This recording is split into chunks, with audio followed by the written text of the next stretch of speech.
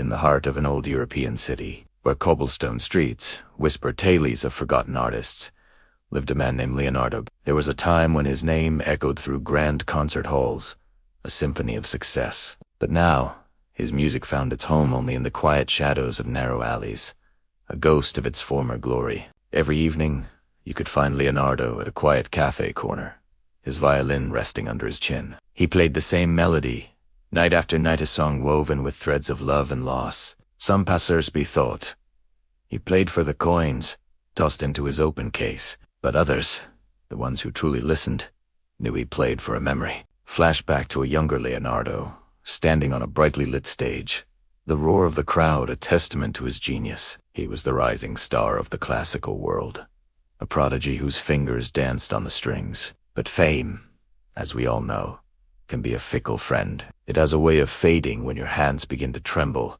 and your audience, ever hungry for the next new thing, inevitably moves on. His small apartment was a museum of a life once lived. Old posters of his sold-out shows covered the walls, and tarnished trophies gathered dust on shelves. Amidst it all, a single photograph held a place of honor. It was a picture of a young woman named Clara. She was his muse, his love, the only soul who truly understood the language of his music. But time, in its cruel, relentless march, had taken her away far too soon. As a soft rain begins to fall outside, mirroring the quiet sorrow in his heart, Leonardo continues to play. Every single note he's played since that day has been for her. He wasn't trying to bring her back.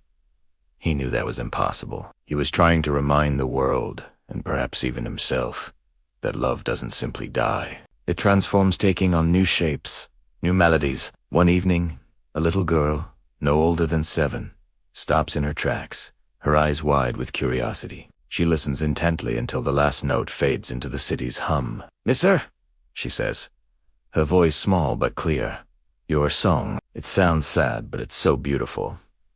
Leonardo offers a faint, bittersweet smile. "Beauty often hides inside sadness, my dear," he replies softly. Before skipping away, the little girl places a small paper flower, folded with care, into his violin case. That night, Leonardo didn't go home. He remained at his corner, the streetlights casting long shadows around him. He sat there for hours, holding the simple paper flower, his gaze fixed on the stars, treating them like old friends he hadn't spoken to in years. For the first time in a long time, he felt a flicker of something other than loss.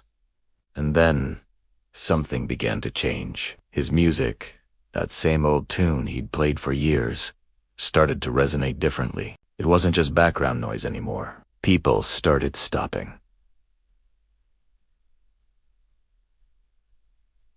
Really stopping. Tailisten had their faces reflecting the deep emotion in his melody. Soon, a small crowd became a regular gathering. People filmed him on their phones, sharing his melancholic tune across the vast expanse of the internet. And just like that, in a way he never expected, Leonardo became famous once more. But this time it wasn't for his flawless technique or his virtuosic speed. This time, he was celebrated for his raw, unfiltered emotion.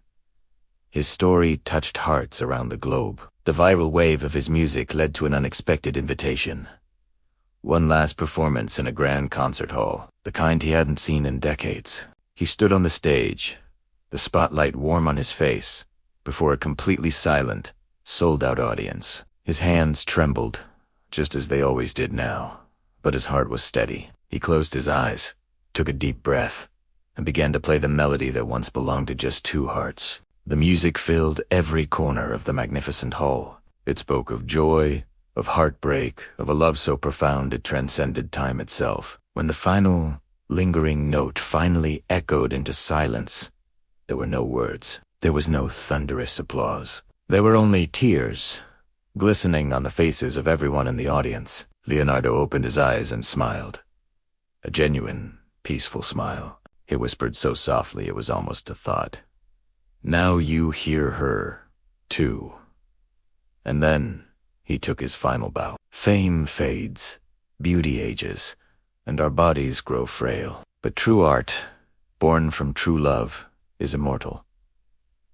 It doesn't die. It just finds new hearts to live in. Thank you for watching. If this story touched you, please consider liking this video and subscribing for more stories that find the beauty in our world.